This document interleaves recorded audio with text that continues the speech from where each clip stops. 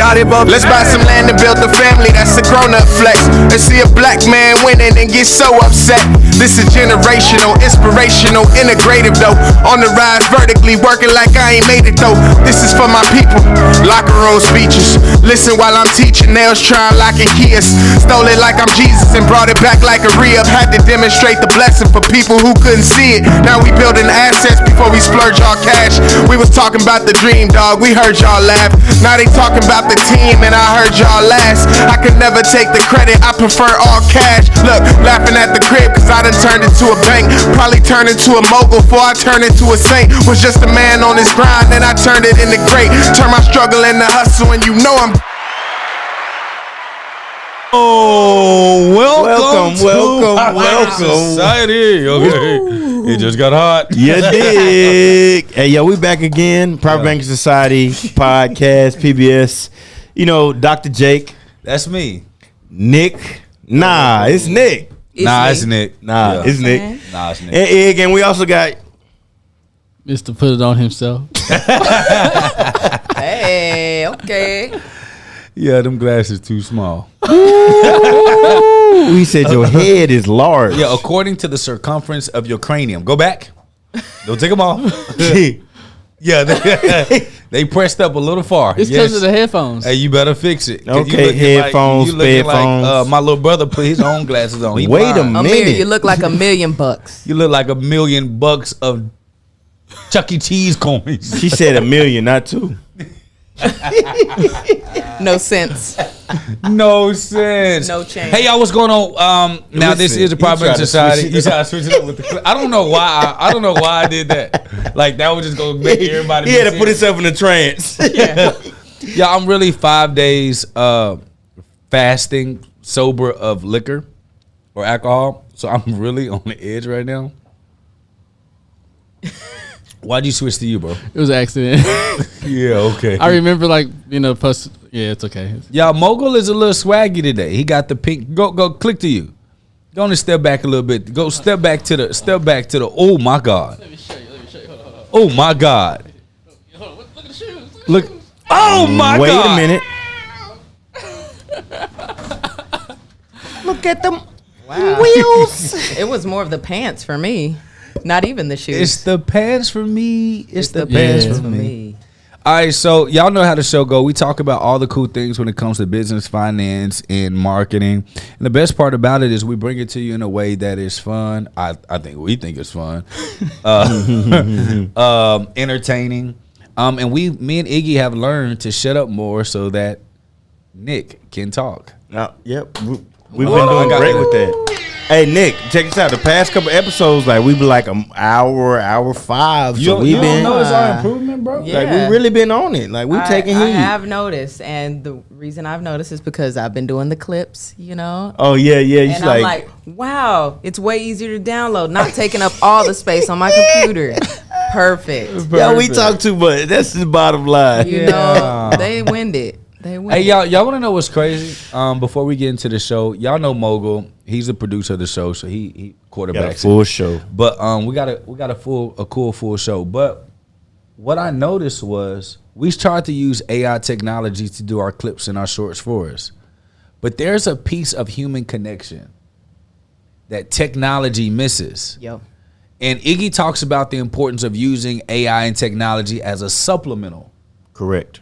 piece, right, Iggy? To whatever you can already do. Because we would talk about AI, but it's artificial intelligence. Which means it should be artificial intelligence based on your natural Yeah, intelligence. it got to be trained by humans. So you wouldn't know if it's missing something if you don't know what you're looking for. yeah, because it's artificial be giving artificial information. It'd be full of gunk. So it's funny because we started to kind of heavily depend on the technology, and then Nick was kind of like, we'll see.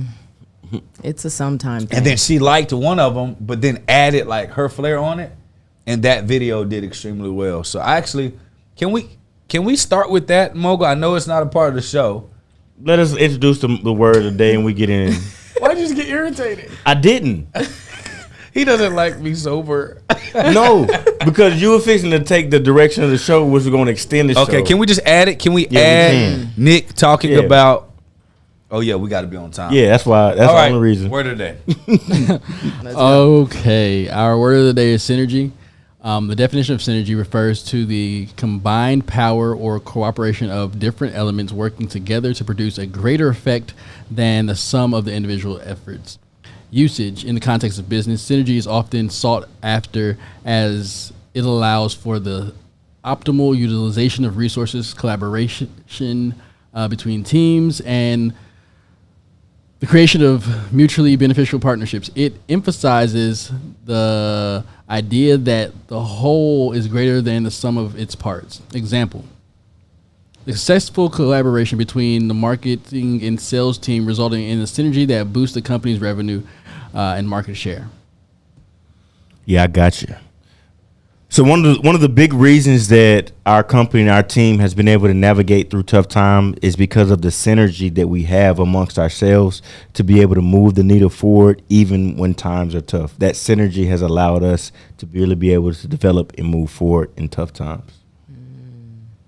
Perfect. Synergy. I love that word. What are you gonna say?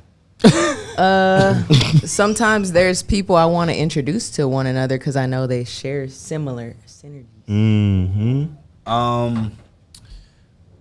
Great companies are great not because of the products, but because the team has great synergy.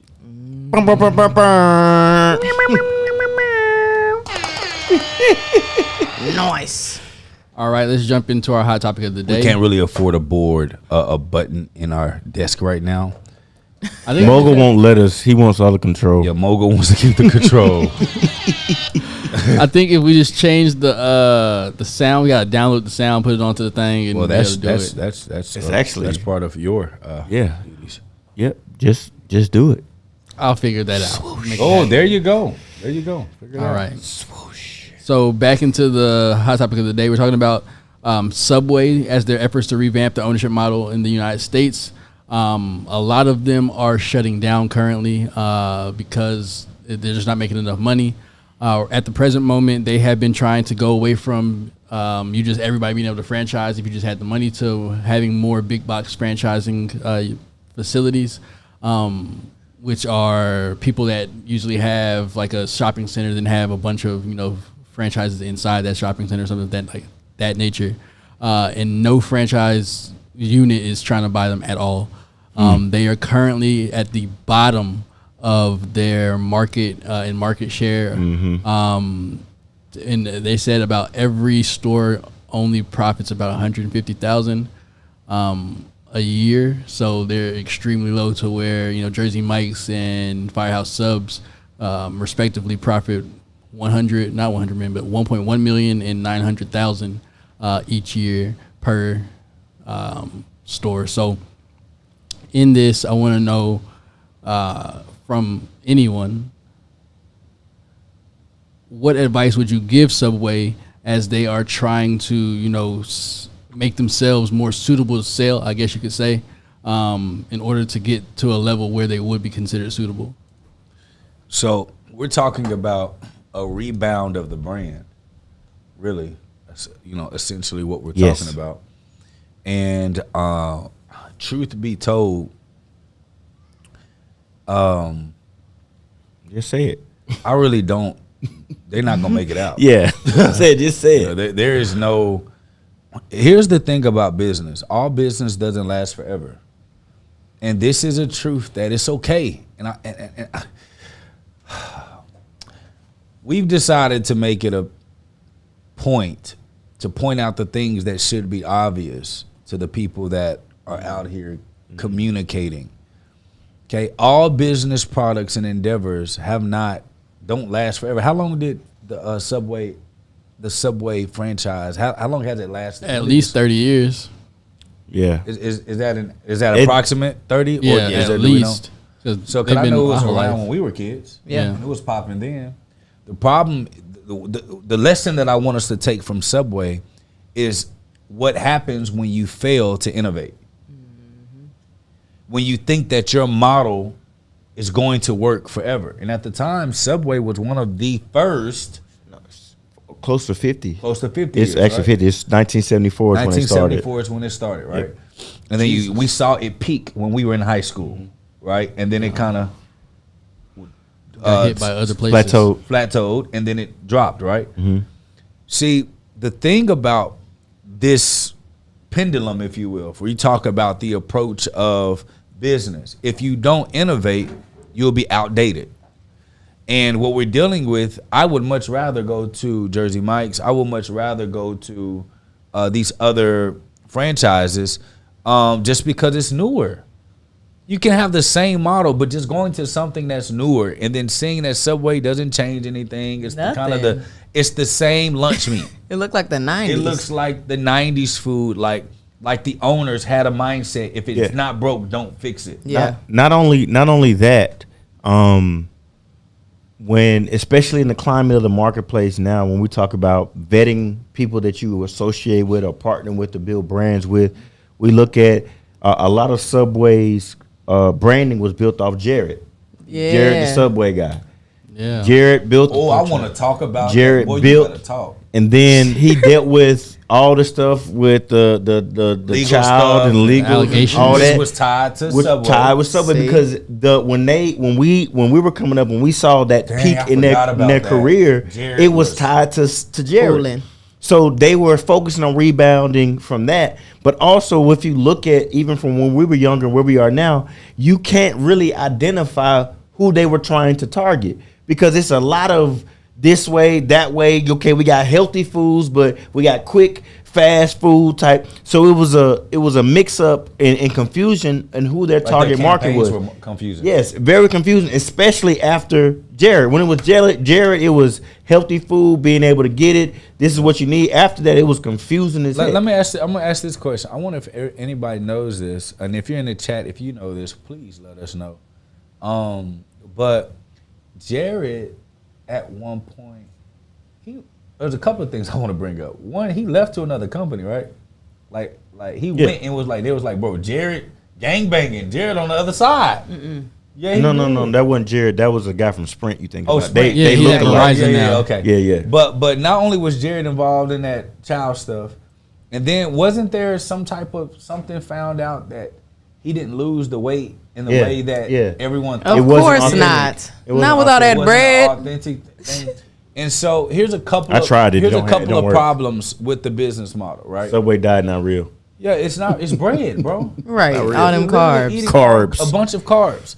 So here's the thing that I love about Jersey Mike's, and there's another sandwich place that we go to, is that they don't market that they're healthy or good. Like they just market that it's good. Like it's Facts. it's A good sandwich. Good good sandwich. Fresh ingredients like those things. And I think that's important because when you start, when the health freaks started really breaking down how Subway wasn't healthy, if that's my major campaign, I can't spin off. Yeah, Jared in prison. If 50 years, Yeah. somebody said that? Yeah. If 50 years of my existence, because science didn't catch up yet, was saying that sandwiches were healthy, then only to find out that they weren't healthy and they were counterproductive to the results that they were saying that Jerry got, that is when you have what's called marketing mayhem. And what Subway is struggling with is the fact that they're dealing with that quote unquote marketing mayhem. Because we have like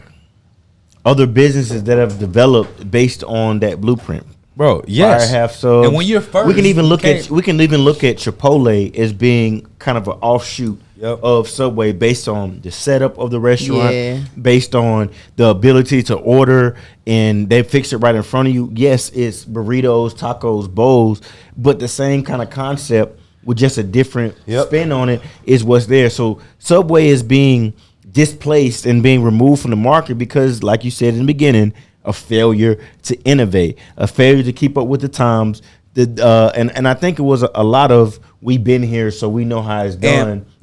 So we're going to keep doing it like we do it. Where's the renovation? Exactly. And when we talk about renovations, Nick, this is the thing I want to bring up. This is when we talk about acquisition. Hand me that acquisition ready book. Because, you know, everything that we teach is in a book or in a class. Because Subway didn't get this book. Subway didn't have this book, which is why they failed. And I tell y'all this all the time. You grow and sustain your business through acquisition. What Subway should have done, when they saw one of these top dogs coming up that was in their same industry, They should have made Subway like a conglomerate. They should have create like Sub Inc. or whatever Inc. Subway, the actual food chain, was in that corporation, and I would have invested heavily in these other Quiznos and these other can you remember Quiznos had the rats? Yeah. They had the rats in the car.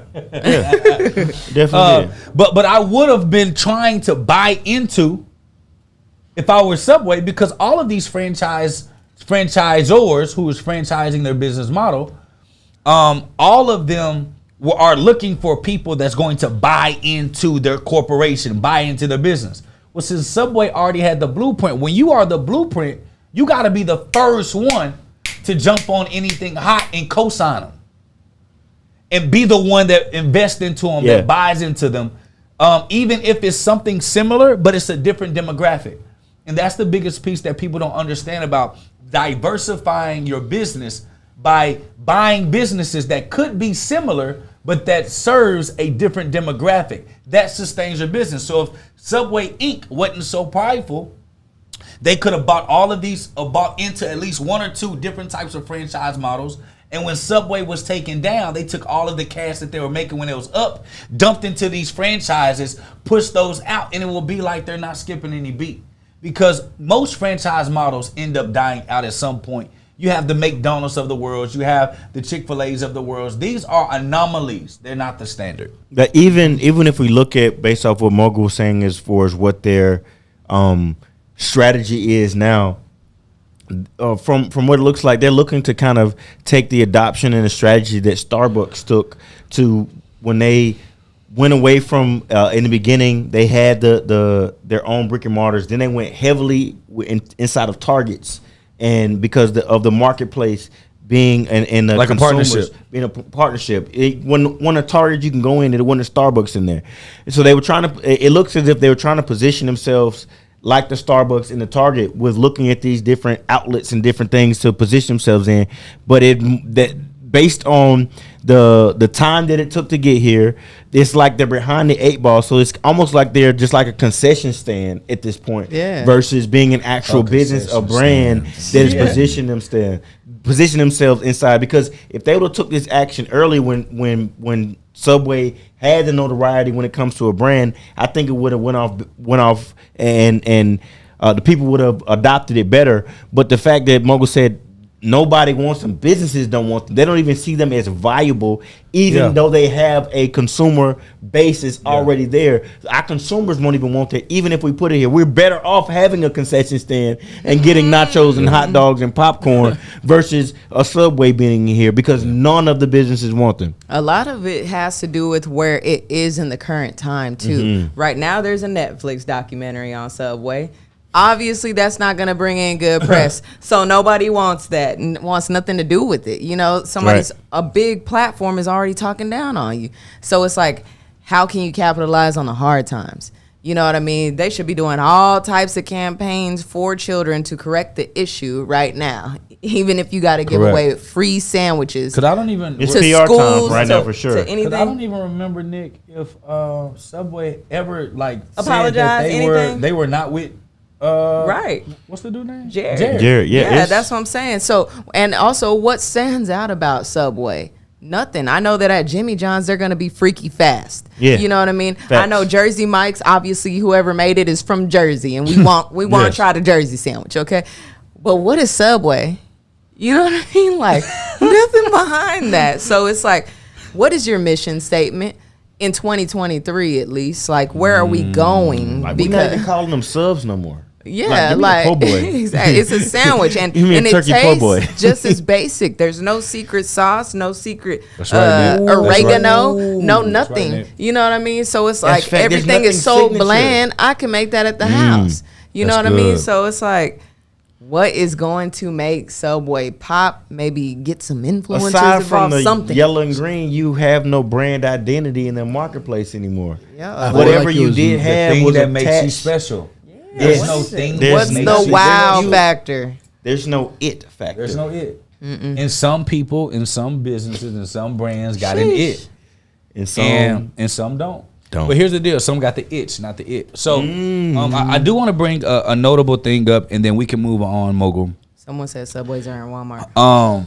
Starbucks, yeah, They're not in Walmart no more. You see that? They're in Walmart. Okay, Not anymore. Selling to all the not employees. no more. They got kicked out. So listen, let me Kicked tell out. That's what let me we tell y'all saying. something. Let me tell y'all something real Gone. quick. In 1993, Starbucks knew that they needed to diversify into another market. They needed the brand Synergies.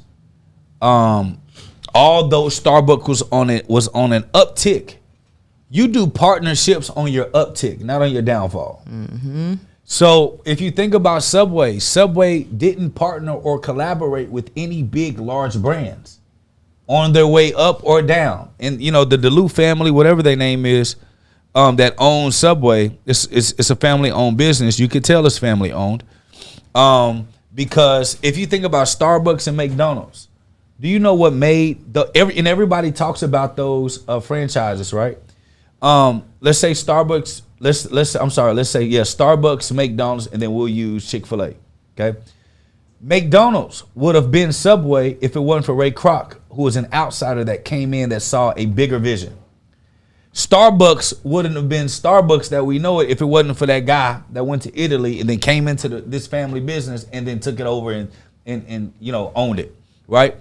The Cathys that own Chick-fil-A, they operated as if a family doesn't own it, which means it's a freshness that comes with it. That's not like, oh, our family's eating on this franchise. It literally looks like the Subway family that owns Subway has literally been sitting on their loins every day and literally just living off of this franchise legacy that was created. That's exactly what it looks like. There's no innovation, and the entire Subway franchise model is the exact same way that I remember it in the 2000s. Yeah. And if you look at Starbucks in 1993 partnered with Barnes & Noble because they knew they needed a different type of audience. And an audience that would be in a space, in a period, in a point of time that was going to sit and just chill. And Barnes & Noble knew that they needed some type of commodity that was going to keep the people in there or bring traffic to their store that would naturally be there. Then in 1999, 6 years later, Starbucks partnered with Target. So Starbucks exists because of the coalition that was created amongst the brands while they were rising to cross-pollinate the demographics. Subway had no cross-pollination. And then they tried to cross-pollinate with Walmart when nobody was messing with Subway no more. Right. Bad business practices. Always do partnerships on your rise. Never at the top and never at the bottom. We can even look at, when we talk about innovation, we could even look at McDonald's. Early on, when we were younger, McDonald's focused on the McDonald's, the Happy Meal, the play place for kids.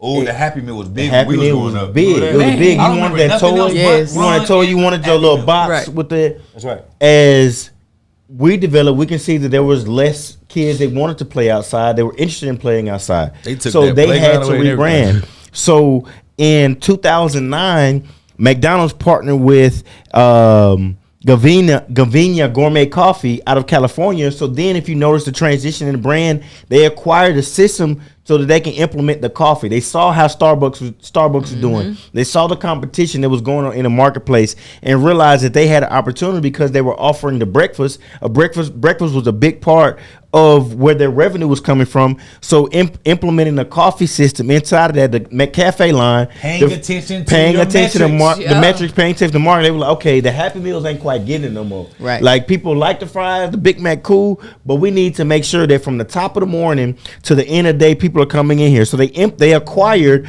a system that was already in place, implemented into what it is, introduced it to their customers, and was able to keep going and build off of that. Now, if you look at the transition, There are fewer McDonald's that have the play place, the play land for the kids to play. But they got the Frappuccinos. They got you can get the caramel at the bottom. Even in the midst of they started introducing the ice cream with the blast and the Oreos. Yeah.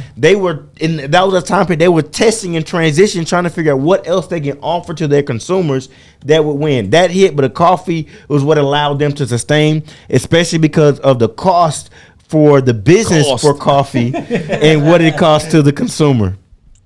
Hey, you want to go a little further real quick? I know Mogul's like, bro, we got to be on time. We do have to be on time, but this is Go ahead, Mogul. No, this is really good. Go ahead. This is really good. Go ahead. All right, so McDonald's Corporation, you know who they own? They bought Chipotle. Mm-hmm. Sheesh. They bought Boston Market in 2000. Mm-hmm. This is when Boston Market, bro. I didn't even know this. This is to ChatGPT. I didn't even know this. You remember I said they weren't acquiring any other businesses while they're at the top. In the 2000s, McDonald's was on fire, bro. All of us ate McDonald's just because. For before games, after games, all that. During when they were at the top. Terrible. 2000, Boston Market. They bought Boston Market, right? Mm-hmm. Then McDonald's sold Boston Market to a private equity firm in 2007. Let's see how much they sold them for. Mm-hmm.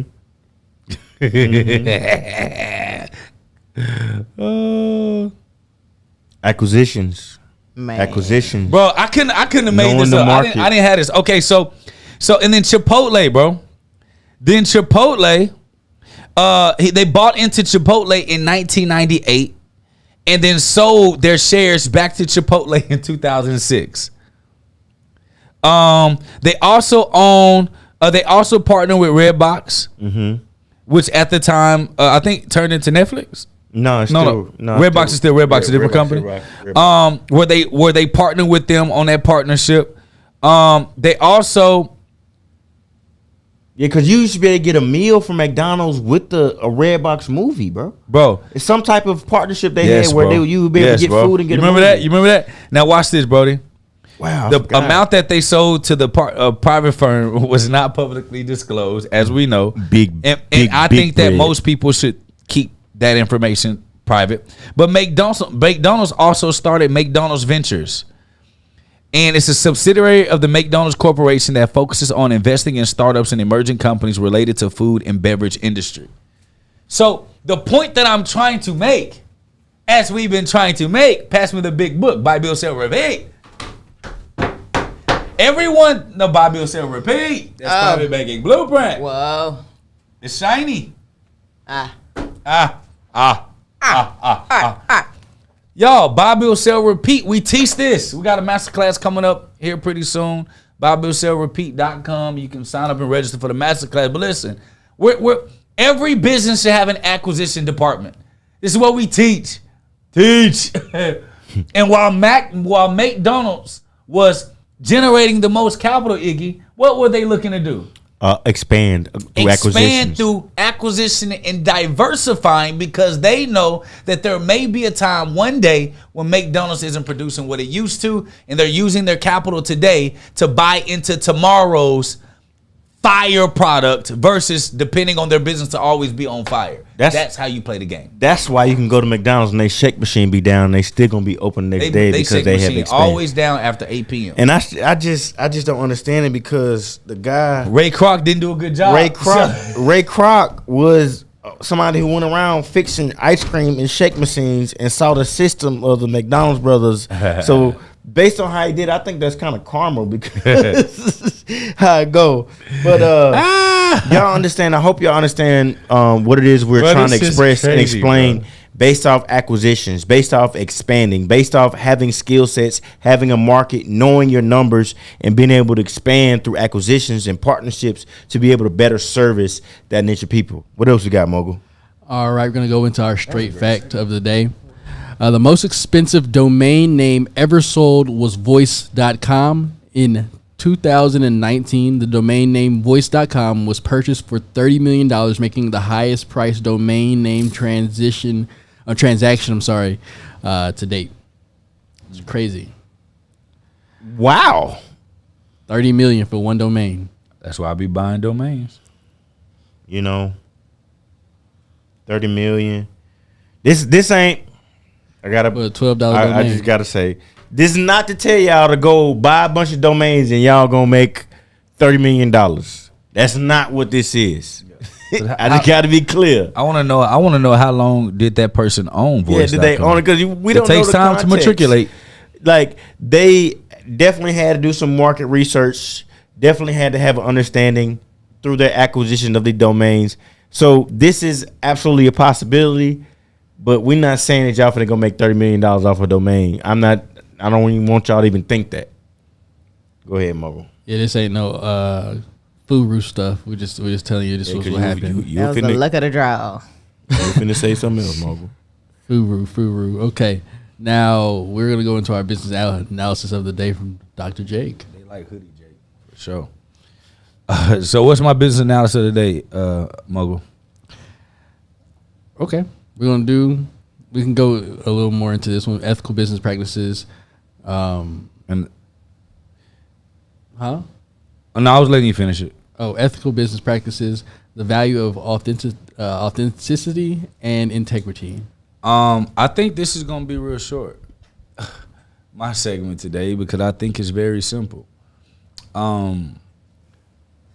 Having integrity doesn't mean that you won't make mistakes. Having integrity means that you're going to own up to those mistakes when it's time for you to own up and move your business forward when it comes to that. Now, we talked about this. We made a couple of clips today when it came to content. When we talked about the differentiator, or we just brought it up right here, the differentiation piece, or that it factor. Everyone is struggling from copycat-itis. Mm-hmm. And this is something I've been saying all today in our content, so y'all going to hear a lot of clips on that. Copycat-itis is as I do, you do, which is no different than the classroom environment that we were kind of brought up in. As you do, as you say, I do. And if somebody makes money this way, I can make the same money, not realizing if everyone keeps doing the same exact thing, going to the same exact industry, having the same exact strategy, having the same exact play, having the same exact plan with the same exact execution point, guess what happens? You saturate a market. And when you saturate a market, you know what happens? You dilute the market. You want to know what happens when a market's diluted? You make less money. You work harder to make the same amount of money that you used to work less for. Right. It's very simple. And authenticity keeps the market pure, but it also helps you stand out in the market. When it comes to our brand, when it comes to biz code, anything that you see that lion attached to, if you see this lion right here attached to any brand or name, they know that there's a lot of authenticity and integrity now attached, because that lion is a signal of biz code's bat signal that says that we have the stamp of approval on this brand and we're partnering with them. So when we talk about the authenticity, right? Authenticity and integrity, your brand should uphold that no matter what. Not saying that you won't go through ups and downs, but your customers and your clients, based on what you are putting out, should know that what you're putting out is authentic to you, and also will be a business that is upholding integrity to the highest level that it actually can. That's what it means. And a lot of people are creating quick products, quick offerings, quick services, quick things, quick get you gadgets to make quick money, but you're not building a brand that is sustainable, that can be able to, listen, I'll say this. Many of y'all making money, but y'all never get to enjoy your business printing out money on behalf of you, whether you're there or not. That residual. Everyone talks about residual, right? Network marketing and real estate. That's typically the only two I can kind of hear of when it comes to residual or reoccurring capital. But most people don't realize the highest earning or most consistent capital that you can actually have is a business that doesn't need you to operate, that prints you out cash on a daily, weekly, monthly, quarterly, or yearly basis. And when you keep robbing your business to do some janky, quick, witted, trendy SHIT, you're destroying your ATM for tomorrow. So that you're robbing your ATM today. And when we think about this, yes, scripture, Proverbs 13:11 says, wealth gained hastily, you lose it just as fast, but wealth gathered little by little grows over time. And what is this trying to tell us? It's not telling you that you can't get rich quick. It's saying how you get rich, though, if you cut corners. If you rob the bank, if you don't build with the end in mind, suitable to sell. Mm-hmm. What happens is you never get to enjoy the fruits of your labor. Why would you spend 20, 30 years in an industry, in a business model, and not build it to where it can literally repay you for all the effort and time that you put into it? It's like sending your children to all these trainings in schools, all these personal developers, and they literally just become a cokehead. Tough. Tough. Like, I love you, but like, dang. Right? This is what we have to grow from. We got to grow from treating businesses like this. This is where the lack of integrity and authenticity comes. Right? If I'm just creating a product, I saw your product, so I'm going to take that product and I'm going to sell that product. I'm going to call it this. I'm going to use Iggy's copy. I'm going to put that copy on it. I'm going to slap makeup on a pig and say it's something new. Woo! Yeah, you're making money. Now you're online posting all this content of all the money that you're making. And there's nothing authentic about your business or your business model. Think about it. Most of the people you purchase from and have purchased from don't even have a domain site that you go to purchase all the products from. You don't even know where to find them.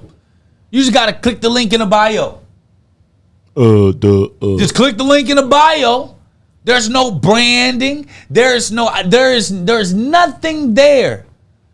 And anyone that's just selling a product and not trying to build a brand or a company long term, I do not trust them to purchase anything from them long term.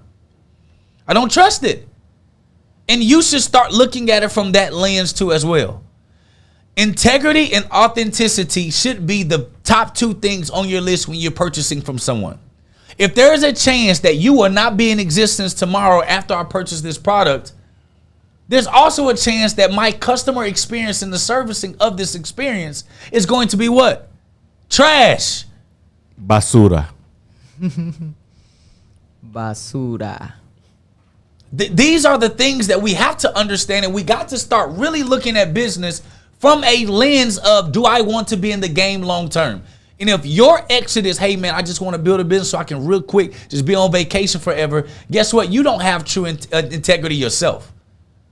And I'm going to call a spade a spade. If you're building a business just so that you can take your family on vacation and you just don't want to deal with anyone else anymore, guess what? That means you're going to do whatever it takes to make the quickest money that you can, charge the highest prices that you can so you can hurry up and get to the vacation. And what you're going to find out when you make good money, all of the locations are the same. Mm-hmm.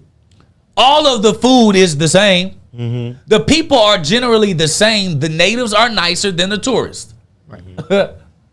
You're going to do what? 4-wheel, zip line, jump in the water, bungee jump in every one of these freaking locations.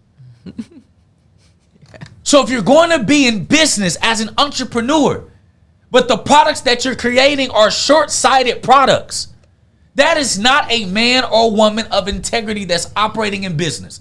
And if that was you, you have been operating illegitimately up to this point. It's the point. What's the point of creating a product that you know? I'm not saying upgrades.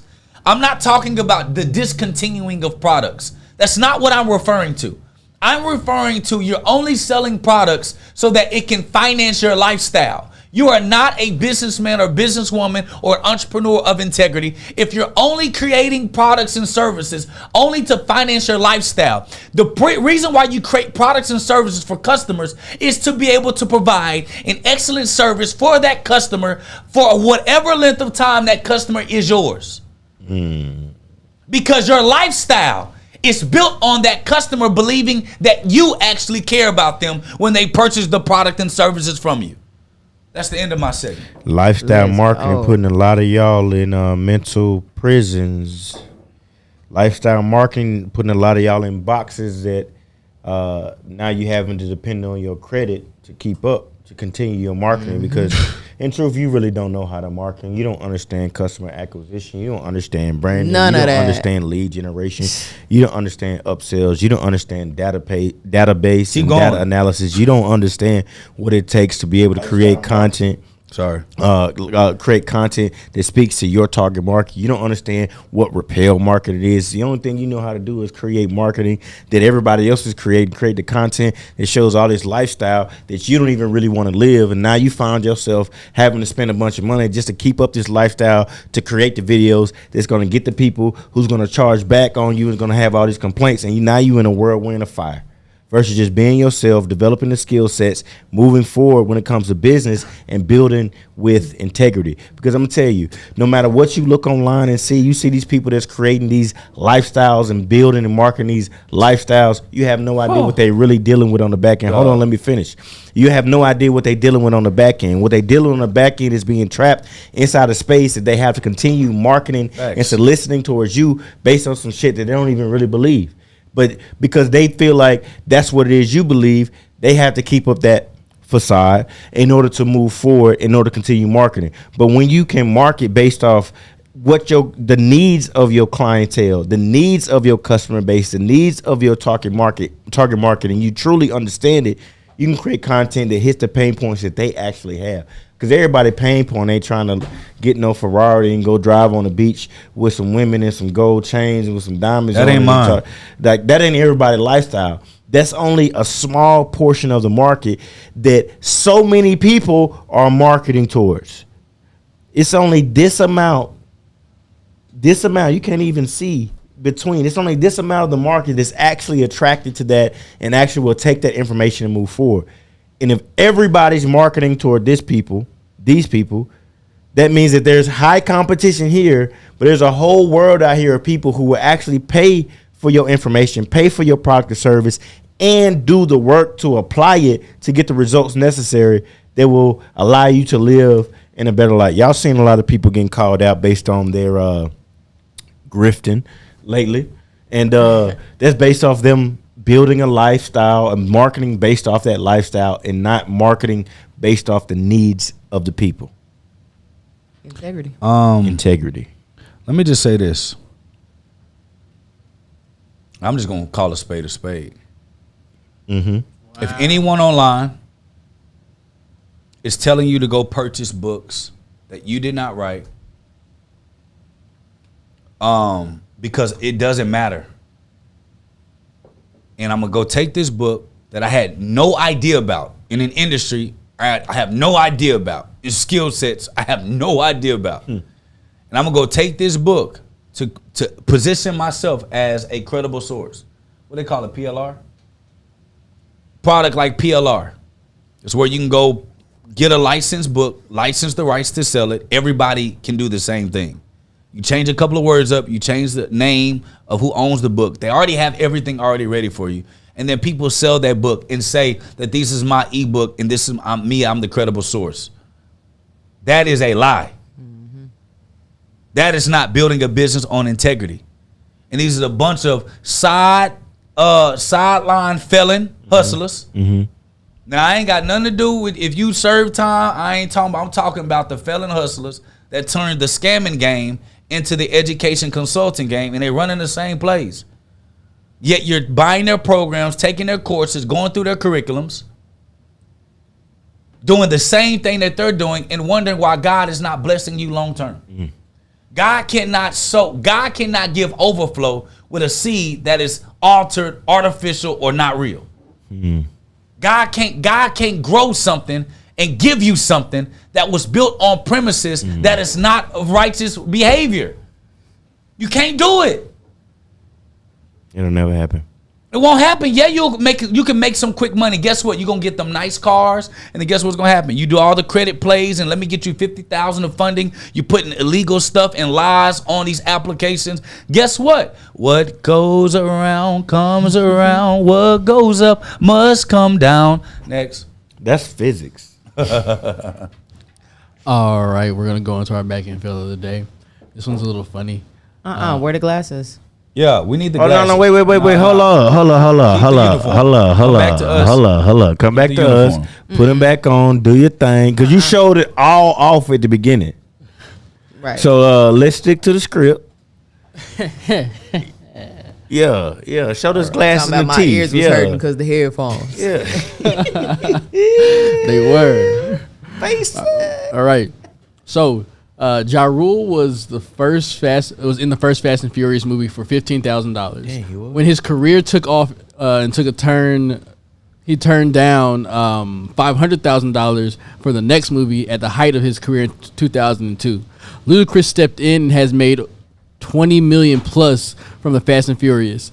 Ja got too big headed for himself, said John Singleton, which is the director. That's about fumbling the bag. Fail. It's Where his manager? it's an understanding of give and take. Everything a little bit of a tug of war. You got to give a little to get a little, and so to go from 15,000 and think you're gonna demand 500,000. They offered him $500,000. You're right. To go from 15,000 to turning down 500,000 based off what you're being offered is completely asinine. Now he could have countered in and tried to get that 500,000 versus getting the cash up front, try to get some points on the back end based off the production. That would have been probably a better counter, but just rather than simply turning it down. But there was just, I'm worth this. This is what it is I should get. And now we see. Unbelievable. Based off some Ludacris coming in, understanding the business, understanding his value in the business, also understanding relationships, how the industry works, and was able to turn that singular opportunity into a legacy franchise of a movie. They just came out with with number 10. residuals. I can't even see. Now he's I can't crying. even see the movie without Luda. Yeah, I don't even remember Ja I don't Rule. remember Ja Rule in that, bro. And now Ja Rule can't watch the movie at all because it hurts. Yeah, It gotta hit him hurt. in the chest. It gotta hurt your heart. Hit him in the Man, chest. life kind of your thoughts works. on it? Life works like if you get a promotion at a job, you got to be there for a minute. You know what I mean? Yeah, Like yeah. this is your first movie, bro. you And only. Yeah, and you could have had more opportunity for growth and charged more in the future as the movie made sales. You know, they're $1 billion. They're over $1 billion in sales for that movie. So it's like you gotta be loyal, stay down for a minute, and then you'll get that pay raise. But it's just like going to a job. You work hard, promotion. Work hard, promotion. Same thing for anything that we do in life. Like put the work in till it works out. Just think of the audacity. Put the work in. Just think of the audacity. Yeah. He turned down $500K and wanted more, and he had $15,000 his first time, and didn't even know if he was gonna be able to. His name being Ja Rule was gonna be able to pull in more revenue to even pay what he was asking for. He was a part of something that was bigger than him, and he turned down an opportunity that was more than he ever got in that industry. You know what? Y'all Negroes I've been reading crazy. Will Smith's memoir. Now you didn't say it a couple times today, so And it got to be good. One thing that stands out about Will Smith is that he is actually a rapper as well, even though, I mean, that wasn't our time period, you know. But he made a song to every movie. And do y'all know how much revenue that brought in just by tying in a song? Ja Rule could have did the same thing. You know what I mean? Like, take notes, get your foot in the door first, Because based on what I've heard, you know, people was right. He would have had an opportunity. Well, he would have, Because somebody could have wrote him a 50 song. did the same thing and currently doing it. Well, Ja Rule is getting like blasted right now. Yeah. From every. He made all the wrong made bad business decisions. No, you want me to tell you why? All the wrong Tell choices. you why? Herb Gotti, Yeah. his business mentor. No training. gosh. No understanding. It was janky from the start. So this also goes to watch who you call your mentor and your advisor, because you just may get the lifestyle that they're walking toward. Yeah, because they may be dealing with charges in court cases and have the other stuff they had to deal with. And you know, Nick and I used to have a shared mentor. It was David Peach. Yeah. Who was he work? No, David Peach won work. Who was work? It was Remember, work. Don't get paid. Work. Eric. Yeah, Eric. So it's a Get guy, paid. get paid. So Yeah. it's a guy named Eric, and he set the tone for us in the beginning. Man. Cause all of us, we seeing cars, we seeing lifestyle, we seeing all of this, and we're like, shoot, like what we got to do to have our business model do the same thing. And he literally played it out. He said, "This is what you got to do. Listen, you have to work. Don't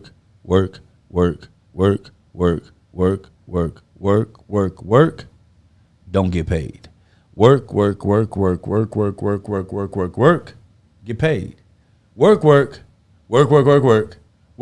Don't get paid. Get paid. Work. And then what happened was the more time that you put into it, it began to be inverted. Work, get paid. Work, get paid. Work, no pay, get paid. Work. Then work, get paid. Work, get paid, no pay. Work, get paid. Then it was get paid, work, get paid, work, get paid, work. Then it was get paid. We don't get to the get paid because we don't do the work. Facts. How can you expect your business just to pay you if you weren't willing to just do the work? And what I'm talking about in reference to Ja Rule, let's look at this. It costs you nothing. You lost more. You could have brought. You made 15. You said yes the first time. Stupid. And it made you 15,000. The next time, they offered you a half a ticket. You went from 15 to a half a meal. They're already doing the second sequel of the first one, which would lead you to believe that there is possibility for a what? Third one. So if it goes from 15 to a half a million, what would the third movie be? Hello. Common sense. But He got a 97% increase. greed, you got a 97. Boy, And your said no? investment and said no. That's crazy. Oh, listen, here's the craziest thing. Here's the craziest thing. Again, as I state this all the time, there are two things that people lack: skill set and resourcefulness. People don't lack I bet he want the $500,000 a day. Matter of fact, I bet you Ja will take the Facts. 15 a day. Yeah, he want it. Y'all want He Ja looking in the for movie? it. Offer him 15,000. I He promise got he'll it. be in there. He ain't doing it Yeah. no more. So yeah, definitely. Murder. Definitely back All and over fail. my Back and fail for baby. mentorship. Back and fail for pride and ego. Back and fail for all of that. He is the epitome of all the wrong decisions made in business. I can understand if Damn. that was the first time that they offered him. But when you took 15, You already accepted. what audacity do you have to take it? Want anything? I would have said, okay, I'll take the $500,000, but I would want my song to be played like you. I would want royalties on the song, or a $500,000. But if we hit this number, I would like 0.0 whatever % of the total sales done, because I'm gonna do my part. Right. That's why you don't take advice from people who don't have what Only you want. take advice from Irv Gotti. And he's still selfish with the money, All over making my Ja Rule go baby. everywhere with him. You see the difference between him and everybody else that was in his position. Unbelievable. Elevated. He's Crazy. still fighting over Ashanti Or with dead. Nelly. Mogul. All right. Elevated or Help deceased. us. All right, Help us, so we're gonna please. do a quick. Next is Smash or Pass or Would You Rather. Today we're gonna do Would You Rather. And it's would you rather invest in a startup that has high potential but higher risk, or a established company with stable returns but limited growth prospects, and why? I'll go first. Yeah, Dina. He needs a business advisor. What he It needed. depends on my personal situation. If I have a lot of expendable cash, I may be more open to taking a risk, a higher risk. But if my cash is not so expendable and I'm looking to make more sound, safer investments, of course, I'm going to be looking for businesses that are less risk, that are producing more cash flow, that I kind of have a more of a for sure thing. But if I'm have more expendable cash and I'm betting on industries that I believe have high upside based on my research and my analysis, then I may be more open to taking those larger risks. So it just depends on where I am personally. which is going to be just determine my investment strategy at that time. I'm gonna go with the high potential. The higher risk. I'm a risk taker in general, and if your company looking like Subway, then you can forget about it. Forget about it. Forget about it. For me, y'all know I like diversity in my portfolio. It depends on how my mainstream of capital, what my mainstream of income actually is. If my mainstream of income is stable, where it takes care of my livelihood, whether I'm running a business or a job, my first investment would be high growth. So it'll be the high potential but a higher risk. My next investment would be stable returns and limited growth. With limited growth, but there's the cash flow there. Because even if you look at our portfolio, y'all, we stabilize. We call it the BizCo stock. Because if you look at our stock, we own a multitude of companies that stabilize the stock of BizCo, right?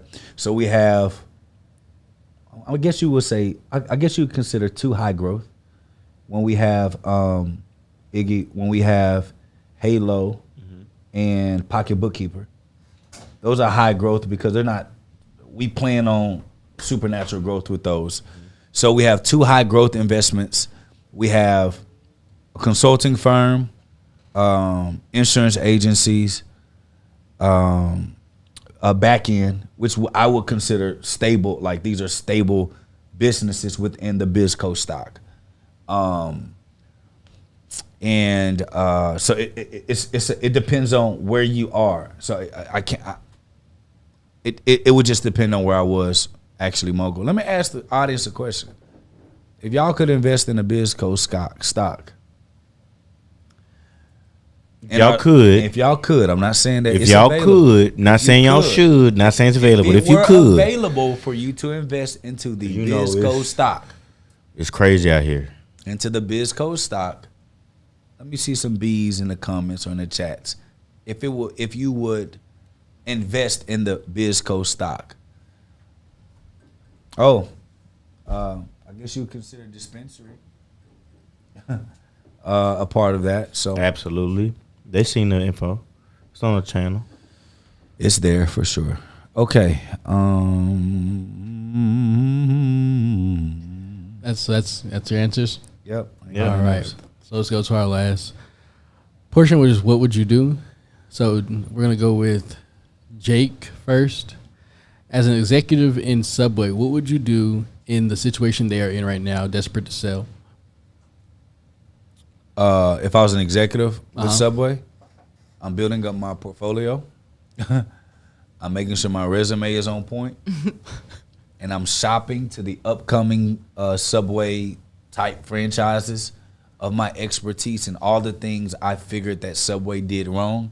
I would want to implement it with the newest company, try to get some type of equity stock earn out, and then go take all of the experiences, successes, and failures that I've learned from Subway and go and invest them into the newest franchise type model. Because I would stay in the industry and then invest it into there, all my wins and my losses that we learned from Subway, just to ensure that I'm not a part of another Subway. I'm out. Ooh, I'm out of there. All right, Nick. What would you do on social media to pull Subway out of the trash? First, I would try to do something that would clap back at Netflix right now. Just because in the current time, the documentary and everything. I haven't even seen it, but I already know. I just I like scroll that, past create it. a beef. Yeah, create some beef. Let them know that just because we had Jared and it was an unfortunate situation, back end fail. I will let them know that that's not what we are. That's not what we stand for. So I will make sure that message was very clear in 2023. Maybe by doing something for the children. Is that what the documentary is about? Just the children piece? Yeah, I think it's about him and being a pedophile. And Subway's a part of it because they, how could you not know? Right, I guess so. Yeah, I haven't watched the documentary, but I would just make sure that we don't condone that. I'd make it very clear online. My next step would probably be to get people involved who are food content creators, maybe people that are specific to creating content around food. So I would get them involved because that's easy to do. You know what I mean? There's so many people winning at that. And just make it fun. Like, if you have a good product and people like the food, it shouldn't be that difficult. You have a sandwich. Chick-fil-A has chicken nuggets, a chicken sandwich. You know what I mean? Their food, people got all kinds of beef with Chick-fil-A. The customer experience. You know, yeah, it's the experience. Absolutely. So, like, figure out everything that's internal and then work through the social media. I can't stand when companies try to skip everything that they need to be doing on the back end and they want to focus on social media. No, because if thousands of people show up and all those 1,000 people leave a 1-star review, you're screwed. That says a lot because you are a social media person. You're a content creator, and like people don't even need to focus there if they're not ready. No, not Respect. if you're not ready. If you're not ready to be out there in the space to get judged like that, don't Respect. do it. You know, but that's a good one. Yeah, Respect. you're already an established brand though, so like you can make things shake. Every company is doing it, even places we don't like to eat at, like Lon John Silver is running commercials. You know what I mean? And if something's not working, I mean, you got to switch it up a little bit. We don't care about the $5 foot long no more, okay? And that's the only thing I can think of besides $5 Jared. foot long. You know what I mean? Sandwiches weren't good, bro. They're Yeah, trash. I mean, They were the just sandwich is bland. economical Okay? for the bread was college student. bland. Yeah, what can we do? I used to eat the meatballs. Yeah. In See? college. Yeah. For the college Yeah, I student. mean, Subway is one of those places, like, if you're somewhere where you're extremely hungry and you just have to go, fine, Subway it is. Other than that, I'm not like, let's pull up at Subway, bro. That sounds good. You know what I mean? I don't do that at the house. So stand out, figure that out, and then worry about social media. Yeah. I could do that at the house. Man. Bruh. Okay. Now, Iggy, what marketing campaign would you implement for Subway to change their trajectory? I don't believe they're gonna be able to make it. They couldn't hire Nick, me. Y'all need to hire Nick because she believe. I don't believe they can make it out of this. if I were to take it and I did have some inkling of understanding they would make it, it would be understanding, first of all, not just putting a campaign in place, but understanding what is the target market saying about Subway. What are their feelings about Subway? Taking that data and then creating campaigns to expound upon how they feel, combat how they feel, or anchor them in on the benefits of Subway. And like you said, like there's nothing outside of that I can think of off the top of my head aside from the $5 foot long. So they need to establish some type of campaign or incentive that could cater towards people, and it takes them understanding what are people saying, what are the needs of the customer base, and being able to frame their messaging and marketing around that. But they've tried a little bit of everything, a little bit of every niche over the years, and I think the biggest mistake that they made was when everything did happen with Jared, they didn't do what was needed to separate and create space in between the Subway brand and Jared. And now Jared dealing with everything. Somebody that was a big part of the branding when it comes to Subway, me coming up and me paying attention to it. There has been nothing to overshadow that. So that's the only thing that I could think of. So I go back to Jared, Subway. What's Jared got going? Oh, he in jail now. Why he in jail? Dealing with all this stuff. So they would have to go heavy in on disassociating themselves with anything that he had to do. But they're so far behind now that they so far behind that it's too late, or they so far behind that they can hope people forgot, and they market towards the next generation of people who don't have that. But in order to do that, you need some type of something that separates you, and having a line to make sandwiches. They can put all their money into a Super Bowl ad and reach as many people as possible and just go out with a bang. I think that's what they should do. Yeah. Focus Hail on Mary that play. Because it's been so long, that it looks like when you go into a Subway, for sure it looks just how it looked when you were a kid. You know what I mean? It smells the same, everything. Okay, so I'm going to recant. but I'm not going to be the executive. Can I come and help Subway as BizCo? Yes. No. Yeah. As an executive, I would leave. Because clearly I don't have the knowledge. Right. But if I were us and they hired us, they have 40,000 locations. Right. They're in 100 countries. They do about $10 billion a year, $10.2 billion a year. Let's say their net is about 5%, which is about average. Mm-hmm. Hold on, shit. I'm doing the math live.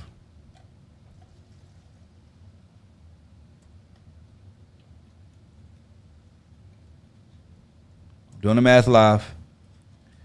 That's $510 million that they earn every single year as a conglomerate, right? Wait. How many locations? They have 40,000, 100 countries.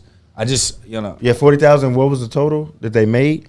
all of the franchises collectively together, the sales globally with Subway was about 10.2 billion. Mm-hmm. And the last number 5, what? 5%, like a 5% profit margin of 10.2 billion is 510 million a year. I don't know what the relationship is from the franchisees paying Subway. I don't really know that. So we're just going to say $510 million a year. What I would do, first and foremost, for all of my franchise owners, I would mandate 1% to 4% of their earnings or their profits or even their revenue top line goes toward a worldwide campaign for Subway. One. The second thing I would do when we talk about worldwide campaign, the only thing that I would think about is kind of what she's talking about, make Subway edgy. And I will be trying to transform the food, transform the bread, like get all them roast beefs that look like. Shut up. I'll just say turkey necks. Okay, there we go. I will get all of that out of there, right? And I will come fresh. I will come clean. I will do all of that. One, I would acquire an already existing smaller franchise that looks just like them, but has a different flair to it. Then I would take all of those ingredients, put it into Subway to spice up everything, and say Subway reimagined or something like that. Create crazy campaigns for the children. If the children can get involved and love Subway, Subway has a chance. The bloodline of any business are not the old farts like us. The bloodline of every business are the children. Yep. If the children can bite into the idea, you definitely got one. So first of all, I would do that. Acquisition, of course, what's going to be my solution. A smaller brand that can be bought into your brand, and then it literally changes Subway. I would even change Subway's color if I could. Yeah. Just something, pow, that pops out like, Time whoa, to do something fresh. Subway not playing no games. Right. Then I would get celebrities, like you said, and get them inside of Subway and get real reactions to their new food. Yeah. Right? So you're going to have to pay, right? So after I did that, the next thing that I would do, I would be divesting as much as I can, my free capital, back into the strategy like we talked about earlier, buying franchises of the competitors. They can't stop you from buying their franchises. Most of them won't. Or I'll buy majority or minority stakes in those businesses and say, listen, we got the cash flow. We want to pump it into you. We know the blueprint, blah, blah, blah, and I would share. There's a way for Subway to win, but they're going to have to become big dog. Right. They got to see themselves as the OGs, get back into the game, reimagine their entire brand. I will go red. And with that, I like that, and that kind of got my juices flowing. They're gonna have to shut down locations. They're gonna have to determine their most profitable locations and shut down the others, because based off just the guesstimate of numbers, with the amount that they make a year, based on the profit margin that we expect that they make in locations, each location is only profiting about $12,000, less than $13,000 a year, based on those numbers. Yeah. So if we looking at that, they're going to have to minimize locations and then take the surplus capital and then implement the strategy that they're in. So it's gonna be a shrinkage in the marketplace. And if Subway can withstand that, if they have the gumption and they have the ability to withstand that shrinkage in the marketplace, determining where their hot spots are and removing closing down, doing whatever they got to do in the other location, reallocating those funds to be able to go into acquisition mode, to be able to go into marketing, to be able to go into rebranding, which is going to take a heavy PR campaign. I believe that they can do it, but it's going to take a really big overhaul for them to do it. And it's like you said, if you were the executive, you would leave, and it's probably going to take a lot of the executives that are currently there to leave in order to bring a new thought process in, because the thought process that they have isn't working. So I agree, Doc, that that's the approach that they absolutely need to take. My question is are they in a place based on how long they waited to be able to take that approach? Just based off the soft numbers that we have, $12,000, less than $13,000 a year profit on average across the board, based off the number of locations and how much they do collectively. Which is a guesstimate. It's a guesstimate. It's they in a tough spot. They're revenuing per location about $250,000 per location on average. That means the franchisor, the owner of the franchise, is probably working a lot in the franchise. In the biz. Now, what I will say is that there is a franchise fee. There's a royalty fee. They get an advertisement fee. And, of course, other fee, technology, Subway's proprietary technology fees that go back to Subway itself. So, of course, Subway wouldn't make the sales and the profits from each franchise, the franchise owner keeps it. But there are the fees that are associated with that. So we don't know that these are all guesstimates, y'all. Right. But what I will say is that, like you said, Albert Einstein says you cannot solve the same problem with the mindset that created the problem. Right. So in order to solve that mindset, you have to either get a new mindset or hire new people with the new mindset. Either way it goes, we're going to have to you're going to have to adjust all the stuff that comes with it, for sure. For sure. All right, Mogul, what we got? We are done today. We actually closing out, so I'm gonna let you guys make your last announcements before we go ahead and let everybody get back to their. That's it. That's all. And we love you. There's absolutely nothing you can do about it. Not a thing. They got it, but let's buy some land and build a family. That's a grown-up flex. And see a black man winning and get so upset. This is generational, inspirational, integrative though. On the rise vertically, working like I ain't made it though. This is for my people. Locker room speeches. Listen while I'm teaching now.